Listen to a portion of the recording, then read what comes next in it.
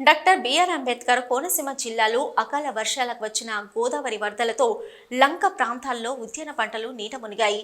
కొత్తపేట నియోజకవర్గ 4 మండలాల పరిధిలో రైతులు సుమారు 2,500 హెక్టార్లు ఉద్యాన పంటలు సాగు చేస్తున్నారు. ఇటీవల కురిసిన అకాల వర్షాలకు వచ్చిన గోదావరి వరదల కారణంగా భద్రాచలం వద్ద 50 అడుగులు దాటి వరద నీరు ప్రవహిస్తుండటంతో లంక గ్రామాలలో ఉన్న పల్లపు ప్రాంతాల్లో ఉద్యాన పంట పొలాల్లోకి వరద నీరు చేరింది.